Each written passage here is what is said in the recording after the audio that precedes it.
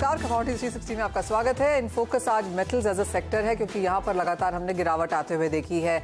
सारा श्रेय इसका चीन को जाता है जहां पर इकोनॉमी डिफ्लेशन की चपेट में है। वो आपके सामने ट्रेड डेटा है जहां पर हम देख रहे हैं कि लगातार गिरावट वहां पर बनती हुई नजर आई है, चाहे एक्सपोर्ट्स के नंबर्स हैं या इंपोर्ट्स। जुलाई में ये दोनों ही आंकड़े डबल डिजिट % से हमको गिरते हुए नजर आए, जैसा कि आप देख सकते हैं। 14.5% की गिरावट एक्सपोर्ट्स में, 12.5% की गिरावट इंपोर्ट्स में भी जुलाई में देखने को मिली।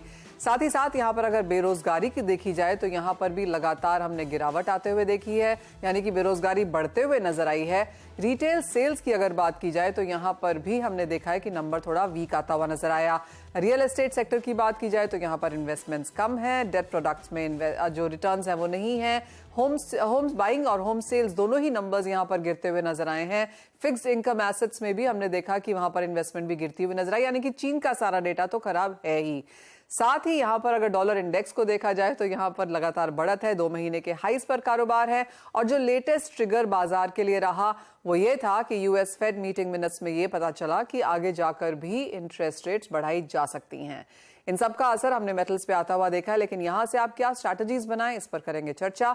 हमारे साथ हैं एनके चार्ट्स के technical analyst Nishant Kumar, Kedia commodities के डायरेक्टर अजय केडिया भी साथ जुड़े हैं। आप दोनों का कार्यक्रम में स्वागत है।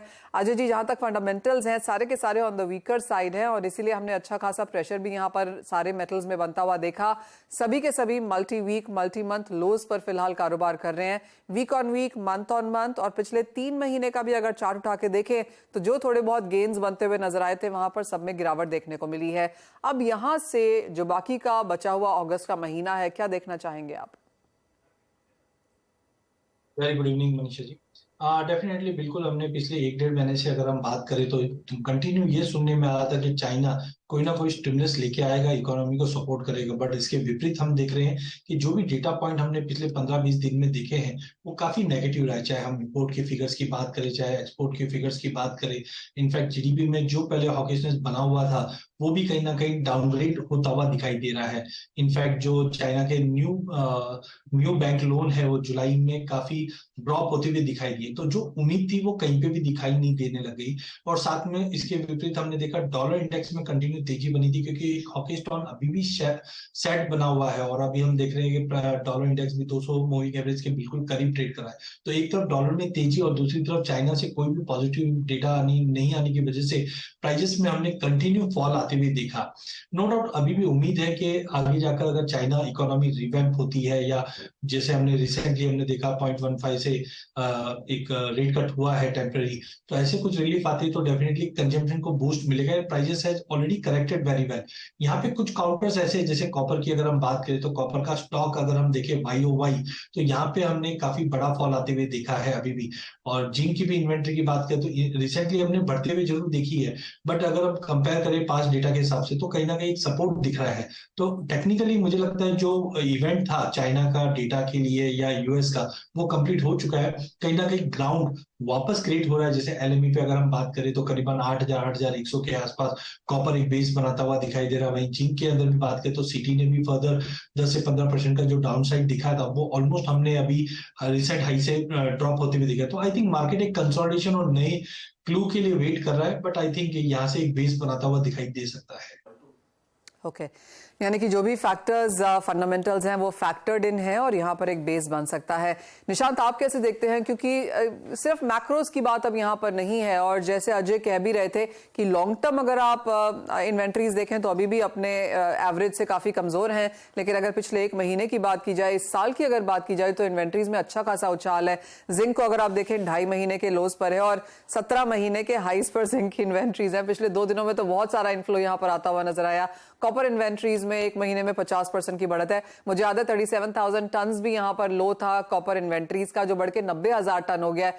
अगेन लॉन्ग टर्म एवरेजेस से देखें तो हम बहुत ज्यादा नीचे हैं, लेकिन अब अगर हम इस साल के लोज से देखें तो अच्छी खासी बढ़त यहां देखने को मिली। आफ्टरनून मनीषा, मैं अजय के साथ एग्री करना चाहूंगा। अगर हम देखें काफी नेगेटिव नैरेटिव है अभी इस टाइम पे। जैसे आपने बोला फेड भी थोड़ा हॉकिश है, 103 के पास डॉलर इंडेक्स ट्रेड कर रहा है और चाइना से कुछ भी अच्छी खबर नहीं आ रही है। बट अगर मैं चार्ट्स पे देखूं तो मई जून में जो हमने बॉटम बनाया था प्राइसेस में वो अभी तक ब्रेक नहीं हुए हैं।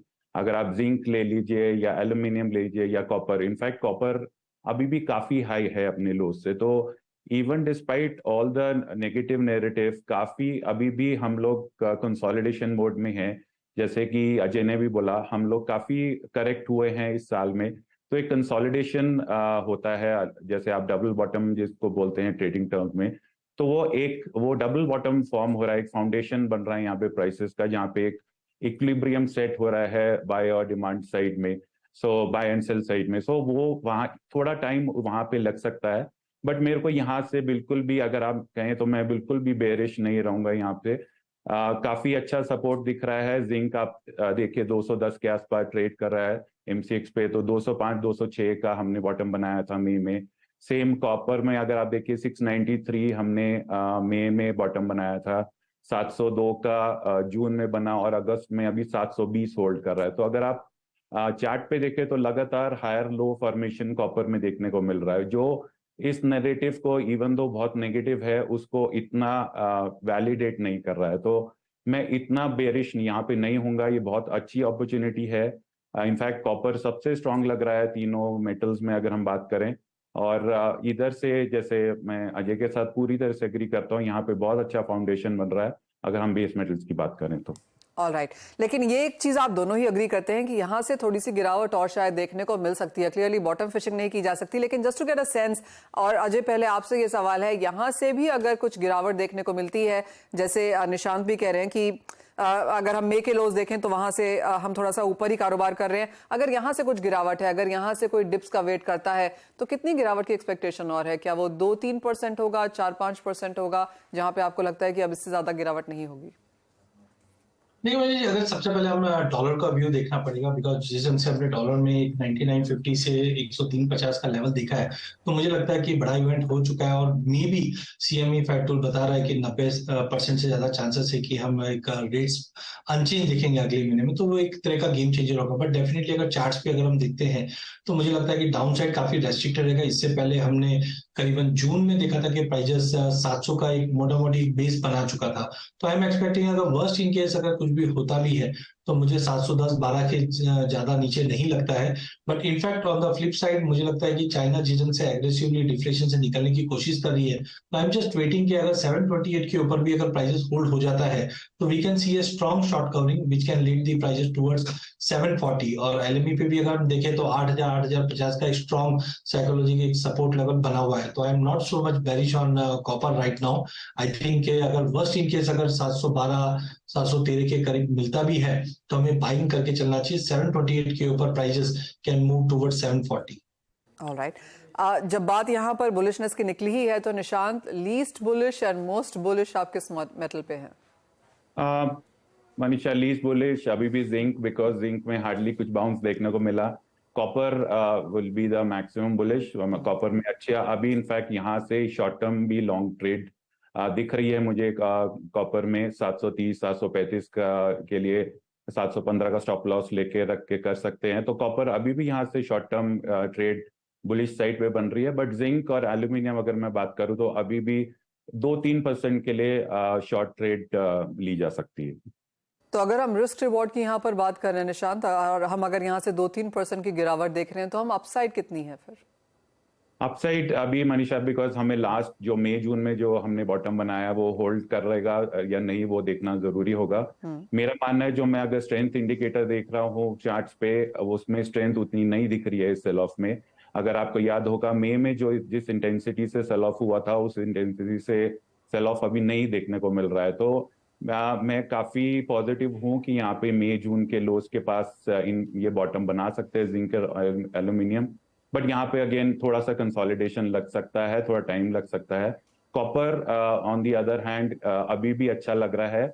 जैसे अजय ने भी बोला 710-15 के बीच में अगर मिलता है तो बहुत अच्छा लेवल होगा एक्यूमुलेट करने के लिए। बट 720 अभी अच्छा लेवल लग रहा है अगर कोई लॉन्ग ट्रेड आप बनाना चाहते हैं यहाँ से तो।